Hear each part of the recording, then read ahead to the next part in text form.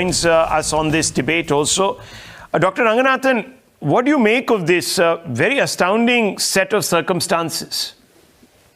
No, indeed. Good evening, Rahul. You know, one cannot escape the delicious irony. In a secular country with a secular constitution, a state ruled by a secular party is making a religious room in a secular legislative assembly. I will never tire of repeating this, Rahul, that our constitution is plural, not secular. Because secularism is total separation of religion and state, total. There are half a dozen articles and amendments and directive principles in our constitution that make it plural, not secular. In fact, as you know, the word secular was inserted in our preamble by Indira Gandhi during the emergency. It was absent from Ambedkar's constitution. What has happened in Jharkhand is a small example, Rahul, of how unsecular, I don't want to use the word communal obviously, but how unsecular or pseudo-secular our country is. But here's the tragedy. Those who condemn this are also shamelessly partaking in it.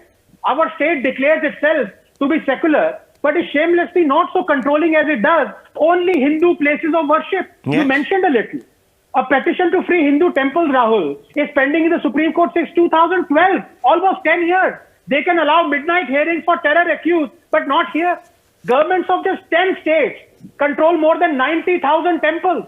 Tamil Nadu Temple Trusts own 478,000 acres of land. Tamil Nadu government alone controls 36,425 temples in 56 months. Billions in revenue. Is this secularism? If you truly believe that religion should keep out of state, the corollary is also applicable, that the state should keep out of religion. But does it? A Hindu temple, its income, its educational institutions are controlled by and interfered in by the government. But those of a mosque, a church or a gurdwara are not. Why? Only in India can you step aside and watch as the state appoints non-Hindus on boards that control Hindu temples. Only here will we remain silent as temple idols are stolen, temple property auctioned, a whole temple-driven ecosystem and a way of life dismantled. Assault on temples has turned into an assault on Hinduism itself.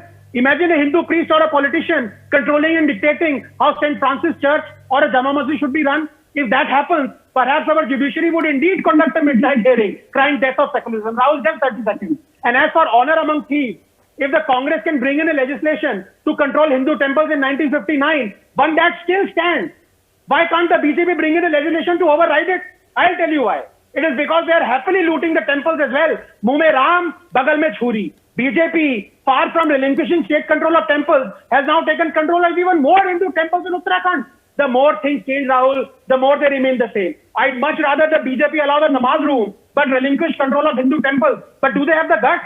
Yes. Yes, very quickly to my good friend, Mr. Abhishek Sudhir. Mr. Abhishek Sudhir, you must know that there is only one Abhishek Sudhir. So there is only one definition of secularism. What you say is pluralism. And I accept that. And I said that myself. Now, you know, I cannot escape but point a question to my good friend Dr. Sambit Patra. Rahul, with your permission, it won't take more than 10 seconds. Can I please do that? Yeah. It's a yes and no. Yes. Thank you. Thank you so much.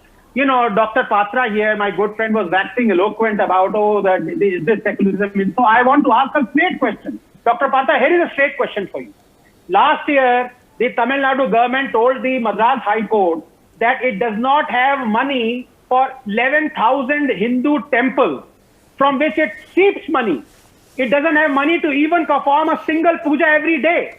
Whereas mosques, churches and gurdwaras, all the donations they get, they can perform their own religious services, but Hindu temples can't. Now, you know, Dr. Ranganathan, we are speaking the same language. So that's a larger debate. To answer this. Once again, it's a larger debate. And, you know, I didn't want to go down that rabbit hole, but very quickly, Dr. Patra, quick response. I think you know the question from Dr. Ranganathan. A quick one. I want to open this up to Ratan Sharda because I think we're missing the wood for the trees here. Seconds. Yes, very quickly. Yeah, go ahead. Yeah, I agree. Very quickly to my good friend Anand Ranganathan, whom I dearly respect. Anand, I mean, there were questions from all quarters. Mandir kab banega? Tarikh kya hoga? We were the ones, Anand, who finally are into building the temple, a grand temple. Please have faith. As far as real secularism is concerned, it is the Bharatiya Janata Party. This is all I have to say. Have faith. You all questioned us, 370 kab hatega? We did it. Okay, fair enough. We'll come to that. We'll come to that. I just want to say, viewers, it's absurd. Abhishek Sudhir says that, Dr. Ranganathan, would you like to come in? Yeah, thanks very much, Rahul. I've been waiting very patiently for my turn, so may I please request my esteemed panelists to give me a couple of minutes. Look, Rahul, you mentioned Javed Akhtar. Javed Akhtar Saab, I respect him. You know, he is a master of similes, but unfortunately, he's a slave of hypocrisy. The reason why he makes this equivalence of RSS with Taliban is because he's embarrassed and ashamed, and he cannot say it publicly that the Taliban are following the real Islam. So he has to draw an equivalence where he can condemn the Taliban for what they are doing, but he cannot say it. And as far as hypocrisy is concerned, Javed Saab has taken it to such levels, even he would find it hard to furnish a simile for his achievement. Let me enlighten you. Please give me a couple of minutes. Let me enlighten you on Javed Akhtar Saab. Number one, stands in solidarity with M.F. Hussain, never once condemns his portrayal of Hindu gods, but criticizes Salman Rushdie and his satanic verses and says, quote, "You cannot speak in a derogatory manner, write dirty things about those who are revered by billions," unquote.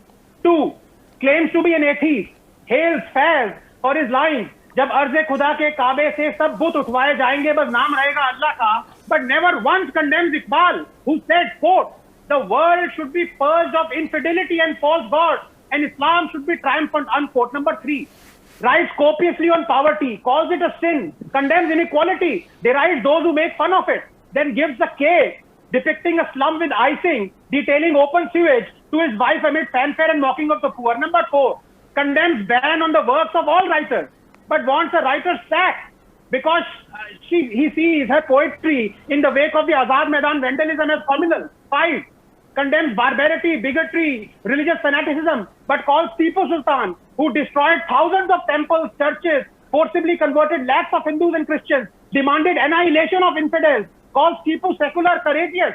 6, condemns genocide, but praises the genocidal Mughals. 7, mocks conspiracy theories, but campaigns for a man who claims 9/11 was orchestrated by the American government. 8, fights for Dalit rights, but asks people to vote for CPIM, a party that perpetrated the Mari Jhapi massacre where 10,000 Dalits were ruthlessly murdered. 9, condemns the jailing of Majru Sultanpuri, but hails Nehru, the man who jailed him, as a moral giant. 10, cries intolerance and emergency under the BJP, but is totally silent on 12,000 sedition charges on common citizens, arrest of editors, banning of films, filing of FIRs, jailing of parties under the Congress. 11, condemns the Taliban for forcing women to adhere to a dress code, but never once condemns the holy verses and the word of Allah on how a woman should dress. 24:31, 33:59, 7:26, on how a wife should behave. 4:34, on when a woman can be flogged. 24:212, that the Taliban are following. Number 12, condemns the fundamentalists when they demand beheading of Kamlesh Tiwari, but never once condemns the holy verse 33:57 that the fundamentalists are following. Finally, 10 seconds out. Javed Akhtar को देखा तो ऐसा लगा जैसे छल का नवाब, जैसे झूठ की किताब, जैसे ढोंग की किरण, जैसे आडंबर का वन, जैसे कपटों की बात, जैसे पाखंड की रात, जैसे जनपथ में हो एक जलता दिया. Look, this particular debate will carry on because it is informed by politics. And I'm taking a very short break. We're right back. Major developments in Afghanistan. Don't go away. Maruf Raza will decode